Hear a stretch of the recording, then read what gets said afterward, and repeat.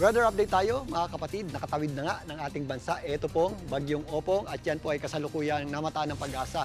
Dito po sa areas ng Mindoro Strait, yan po ay huling namataan ng pag-asa dyan po sa mga katubigan sa may Santa Cruz, Occidental Mindoro na nasa severe tropical storm category pa rin na may taglay na lakas ng hangin na umaabot sa 110 km/h malapit sa kanyang gitna at kung minsan may mga pagbugsong umaabot sa 150 km/h.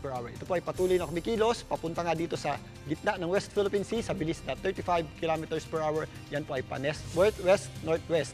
Ito pong Bagyong Opong ay inaasahan natin na posible pang lumakas habang nandito po sa may West Philippine Sea at bukas ng umaga hanggang tanghali, yan po ay posibleng makalabas na ng ating Philippine Area of Responsibility. Bago po yan makarating dyan sa may Mindoro Strait, yan po ay 6 na beses naglandfall. Dahil kapag yung mga bagyo natin ay dumadaan dito po sa gitna ng ating bansa, dumadaan po yan sa mga isla, kaya may inaasahan tayo or nagkakaroon talaga tayo ng multiple landfall. Unang-una po yan naglandfall sa kagabi, dyan po sa area ng San Policarpo, Eastern Visayas at kaninang umaga, 2 beses naman niya naglandfall sa Masbate, dyan po sa area ng Palanas at Milagros. Samantalang umaga muli, naglandfall muli yan sa Romblon, dyan po sa may Alcantara at San Fernando at tanghali, naglandfall naman yan sa Mansalay, Oriental Mindoro, habang tumatawid po yan ng southern portion ng Mindoro, nakarating na po yan ng West Philippine Sea ngayong gabi.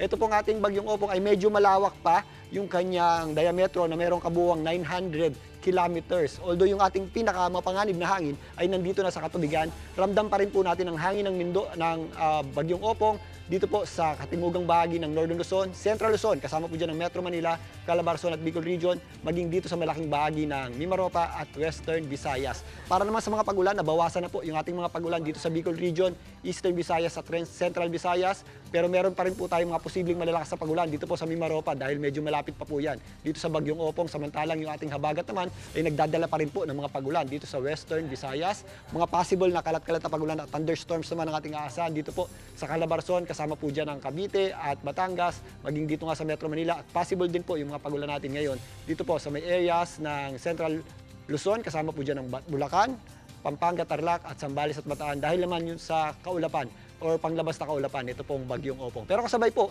ng unti-unting paglayo ng Bagyong Opong, mababawasan na po yung ating mga pag-ulan ngayong papasok na weekend. Dito nga sa Metro Manila, bukas ng umaga hanggang linggo, magpapakita na po yung ating araw sa umaga hanggang tanghali. Pero again, pagsapit po ng hapon na, mas nagiging maula po yung ating panahon at nangyayari pa rin po yung ating mga afternoon showers at thunderstorms. Paghandaan din po natin yan. At yan muna latest sa ating lagay ng panahon.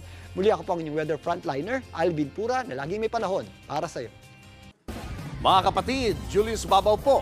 Para sa komprehensibo at makabuluhang balitaan at talakayan, mag-follow at mag-subscribe na sa social media pages ng News 5.